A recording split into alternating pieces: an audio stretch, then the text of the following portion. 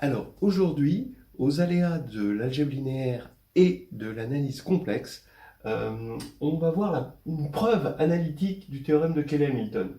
Je la trouve assez fascinante et elle a un résultat intermédiaire qui est intéressant en soi et qui est très frappant. D'abord des petits préliminaires, parce que je vais essayer de m'adresser à la fois à des gens qui connaissent un peu les fonctions holomorphes, mais aussi à ceux qui ne connaissent, qui sont totalement innocents de cette jolie théorie. Euh, donc je vais reprendre des choses à zéro. D'abord, comme préliminaire, ça qui n'étonnera pas les gens qui connaissent les fonctions holomorphes, si je prends pour gamma R le chemin qui rejoint 1 à lui-même en suivant le cercle de centre 0 et de rayon R étant strictement positif, alors n, et si je prends n, un entier qui peut être positif ou négatif, hein, d'accord.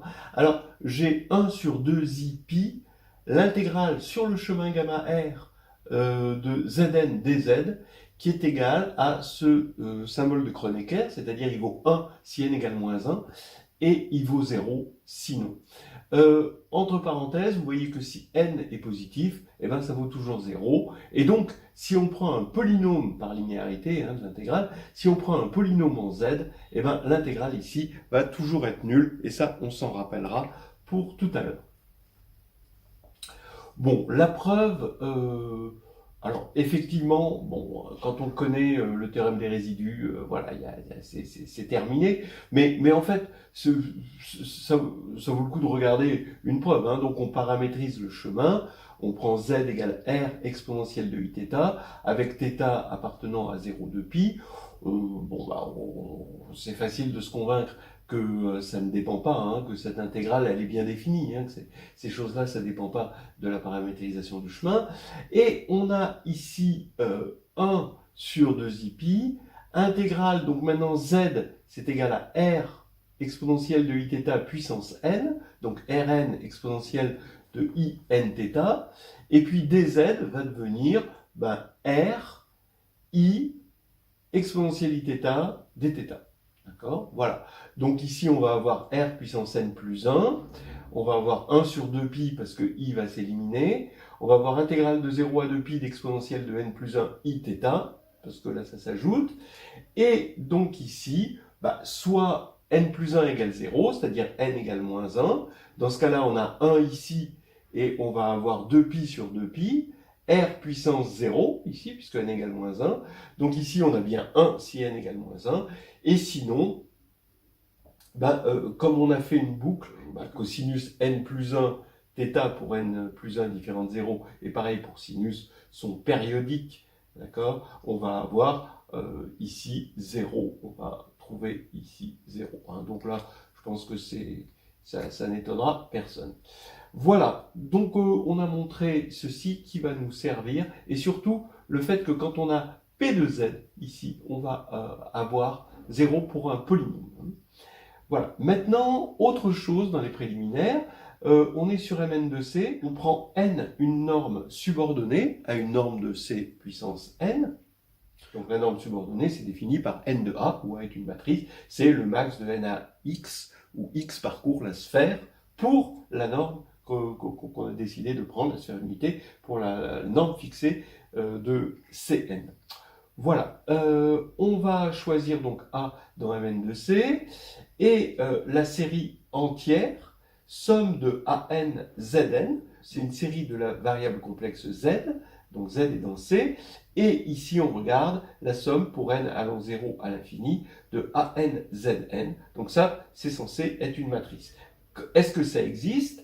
Eh bien ça existe, c'est une série entière, donc on va se servir des normes. On sait que le rayon de convergence de cette série, ça va être la 1 sur la limite sup de n de a puissance n exposant 1 sur n. Voilà. Mais c'est pour ça qu'on a choisi une norme subordonnées, parce que les normes subordonnées, elles sont sous-multiplicatives, c'est-à-dire que n de a puissance n est inférieur à n de a, le tout puissance n. Ça, c'est un classique qu'il faut savoir démontrer. Donc, ça veut dire ici que R est supérieur ici à 1 sur n de a. Alors, sachant que si a égale 0, on a n de a égale 0, et uniquement dans ce cas, et là, dans ce cas-là, le rayon est infini, évidemment, puisque a est égal à 0, on s'en doute. Donc, je vais faire une remarque avant de continuer un peu plus loin, et de réinterpréter ce rayon, c'est que si vous prenez AV, V c'est un vecteur de Cn, et on va supposer que c'est un vecteur propre. Comme c'est un vecteur propre, hein, pour la valeur propre lambda, AV égale lambda V, et je peux le normaliser, hein, quitte à le diviser par sa norme, je peux supposer que norme de V est égale à 1. Alors dans ce cas-là, je vois que le module de lambda est égal, bien sûr, puisque norme de V est égale à 1, à la norme de lambda V, et c'est égal à la norme de AV, puisque AV est égal à lambda V, et comme V est de norme 1, par définition de n de A, c'est inférieur à n de A. Ce qui veut dire, ici, que le module de lambda est inférieur à n de A. Donc, là maintenant, on va établir cette formule intermédiaire intéressante dont je vous parlais tout à l'heure. Voilà, alors reprenons. Cette série entière, somme de AN, ZN, de la variable Z, où A c'est une matrice fixée, a pour rayon de convergence un rayon R supérieur ou égal à 1 sur N de A. Bon.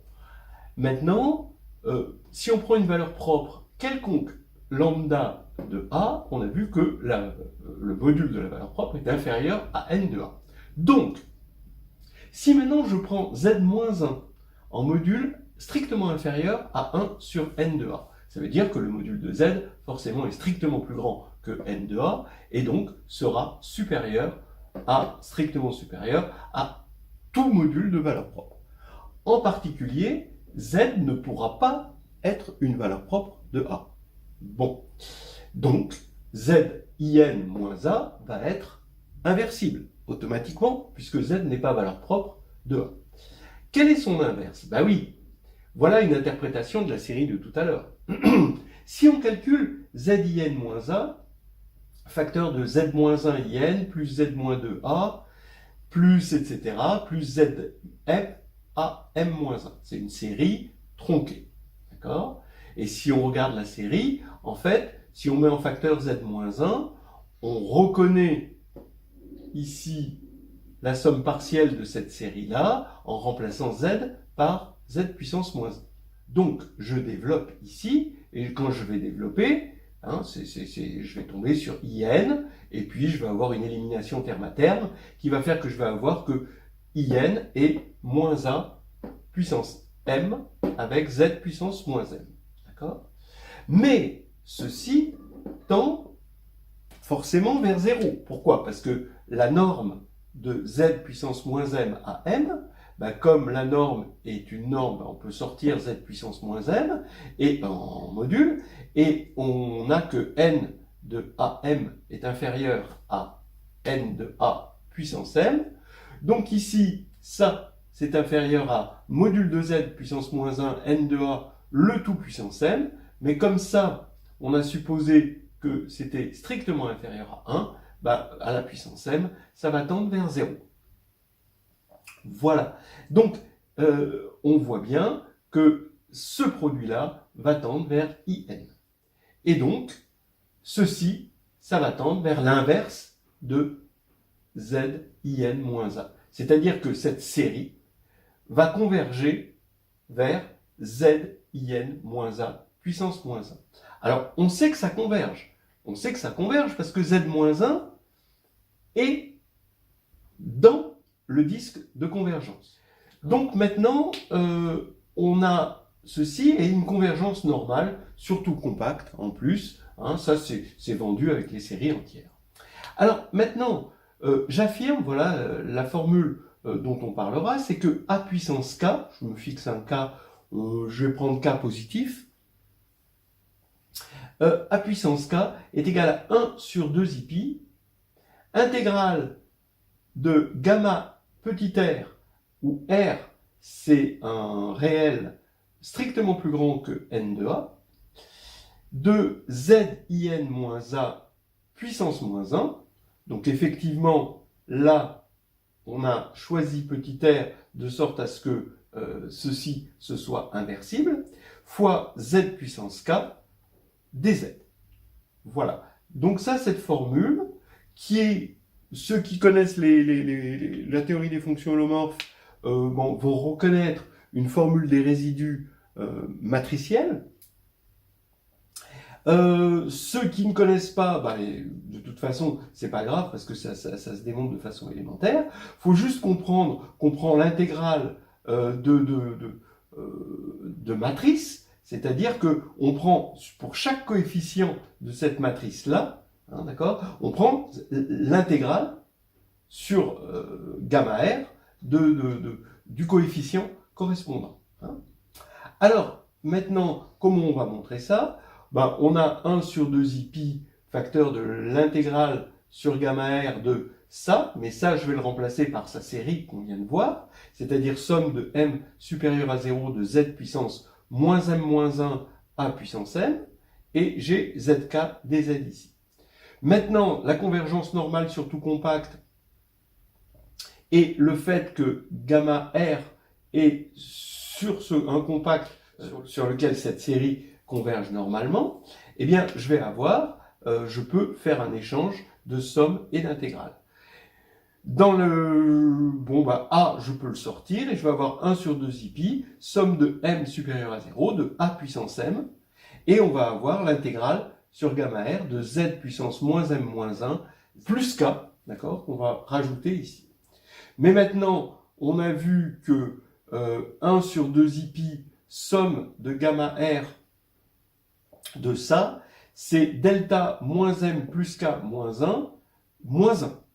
Donc ça veut dire, quand est-ce que ça va... Donc ça va être tout le temps nul, sauf pour moins m plus k moins 1 égale moins 1, c'est-à-dire m égale k. Donc on trompe bien sur a puissance k, comme on le voulait. Maintenant, on va en voir les conséquences et on va montrer le théorème de Cayley-Hamilton. Alors, la dernière ligne droite où on conclut, mais on va quand même faire un petit arrêt buffet. Hein. Alors ici, on a montré que a puissance k, c'est cette intégrale-là, et par linéarité. Alors attention, hein, r est strictement supérieur à n de a, mais n de a, on l'a supposé différent de 0, parce qu'à un moment, on avait supposé que z-1 était en module strictement plus petit que n de a. Donc, finalement, il faut absolument que n de a soit différent de 0 pour que ça marche. Hein. Et maintenant, par linéarité, on voit que si on prend un polynôme, d'accord, c'est pas difficile de voir que p de a est égal à 1 sur 2i, intégrale sur gamma r, donc ce cercle hein, de centre O et de rayon petit r, là, de zin moins a moins 1, p de z dz. Voilà. Alors, là, arrêtons-nous un instant, juste pour admirer le paysage. Vous avez ici une fonction polynomiale qui s'adresse à des complexes. Et ici, la même fonction, mais qui s'adresse à des matrices. C'est-à-dire que là, vous avez d'une part une formule des résidus. Ceux qui connaissent la formule des résidus vont reconnaître une formule des résidus matricielle, mais d'autre part, la possibilité de partir d'une fonction, on va dire, analytique sur C, ou une partie de C, et d'en faire une fonction sur les matrices, une fonction analytique sur les matrices. Alors, il faut faire attention ici à gamma R, en fonction des singularités de la fonction qu'on va trouver, il faut faire un petit peu attention à ce qu'on va prendre pour gamma R, mais on voit qu'on a un chemin tout tracé. Je vous rappelle que, bon, par exemple, on va pouvoir prendre l'exponentielle ici, et ici, ça va nous donner effectivement une exponentielle de A. Et là, sans trop de restrictions ici sur gamma R, parce que l'exponentielle, ça va être valable partout, c'est valable sur toute R. Voilà, donc c'est quand même déjà quelque chose, une formule qui est intéressante en soi et qui amène à des choses, à des fonctions analytiques sur les matrices, quoi, finalement.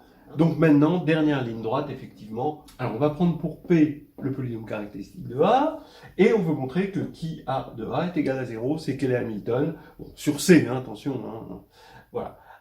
Qui A de A est égal à donc 1 sur 2i l'intégrale de gamma R z in moins a puissance moins 1, qui A de z des z, bien sûr. Et maintenant, l'inverse, je l'écris avec la transposée de la comatrice. Je sais que l'inverse d'une matrice inversible, hein, c'est 1 sur det de zin moins a fois la transposée de la comatrice de zin moins a fois qui a de z. Mais là, miracle, qui a de z, alors évidemment, pour moi, qui a le polynôme caractéristique, c'est le polynôme caractéristique unitaire, c'est-à-dire c'est exactement le déterminant de zin moins a. Bon, sinon, si pour vous c'est à moins 1 près, ça c'est pas grave, à la fin ça fera toujours 0. Mais ici, j'ai simplification de ça et de ça. Et donc, les singularités sont en train de s'éliminer. Et là, il n'y a plus de singularité. J'ai qui A de A est égal à 1 sur 2i somme sur gamma R de la transposée de la comatrice de zin moins a des z.